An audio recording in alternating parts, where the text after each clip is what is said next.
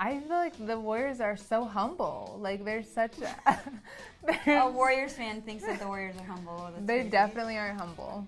I'm Ashton, and I think super teams are up. And I'm Ashley. Super teams, I'm into it. And this Is Face Off. Round one, loyalty, loyalty, loyalty. I'll start this one off just quoting my man Kendrick Lamar, who's all about loyalty. So is Rihanna. She's featured on the song. And you know who else is all about loyalty? People who don't leave their teams to be on super teams. People like Dame Lillard. Not that he's my favorite player or anything.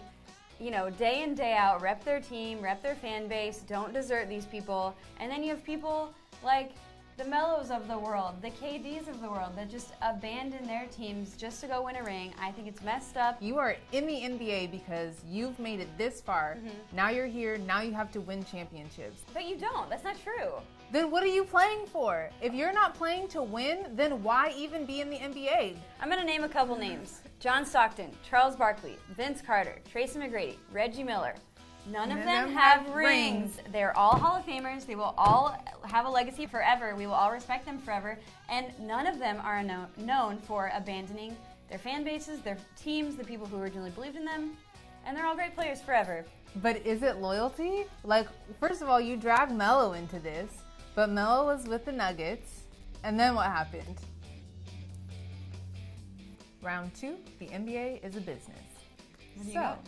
So NBA owners don't care about individual players unless they are winning. If you're losing and no one's coming to the games, jerseys aren't selling, merch isn't selling, they don't care. They want to bring winning players for a winning team so that they can make the most amount of money.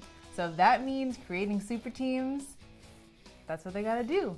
So this business, as you so call it, if Because that's its real Because name, is encouraging entitlement issues and bad attitudes. We have Steph Curry now, little babyface Steph Curry, throwing things at referees. That was one time. So Kyrie's gone, and what did LeBron do? He got himself some help. Called up his buddy Dwayne. That's fine, whatever. Got IT, and now what? Oh. You're detracting from my point. The Warriors have a bad attitude. The Cleveland Cavaliers have a bad attitude. OKC is going to start to develop a bad attitude. Russ is going to have a bad attitude? Not Russ. Everybody else. Ashton, are you saying No, Russ? I said as a team they're going to develop a bad attitude because Melo is toxic. Is he though, or is he misunderstood? He's toxic. I'm not going to argue that. Round three, sad fans. As the Relish's resident sad fan, I feel like I can speak on this pretty well because a lot of the teams that I like are sad, I'm sad, it's just a whole thing. So I've had players depart for what they thought were, better opportunities. LaMarcus Aldridge, Wesley Matthews, I'm looking at you. And I know what it does to a team, to a fan base, to a franchise morale when these people abandon them. It's heartbreaking. So you mean like how Damian Lillard continues to not get anywhere in... That's not true. Because he doesn't have... That's not true. Help, because he's not on a super team, so But they he's getting help. They continue to like just barely make it, or just like, oh, we're this close Not true. this We made it year. in the second round of the playoffs last year. Then what? Then you went home. Round four. Let's talk about rings, shall we? Yes, we shall. Here's what I say. I say this is not all about rings. Rings do not make the world go round. And I know you disagree with me, but I think that all those crazy, amazing, greats, Hall of Famers don't have rings, and I will never think of those people as being any less just because of that. But I still hold my point that I bet that if you had a conversation with any one of them, they would wish that they had won a ring and that they were a part of a team that could have provided them with one. I don't understand why you cannot be a fan of a player no matter what team that they're on. Why can't you, as a Russell Westbrook fan, support him on a different team? Why? I can support him on a team. I can't support him going to a team just to win a ring. I won't support him. I'm sorry, Russ. But that is the point.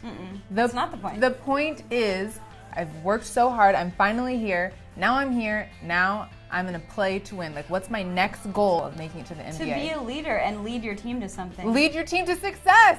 Yes. So if you want to lead your team to success, you stay somewhere and build something around yourself. You'd rather be a role player, a bench player on a super team? I would like to be surrounded by fellow greatness on a super team. So you'd rather be on a super team with some new jewelry and a parade and a trophy. Round 5, small market teams.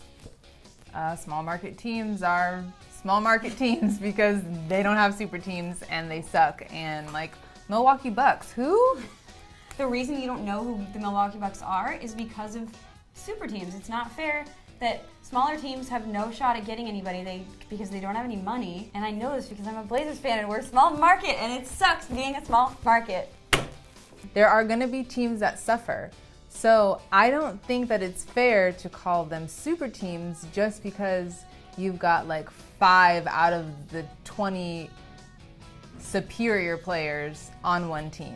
I think it's just like luck of the draw. As a small market gal myself, I have to say I think it's bad for competition. Cool, we get to look forward to a Warriors-Cavs series again. Like, I'm very excited for that. That's because you're a biased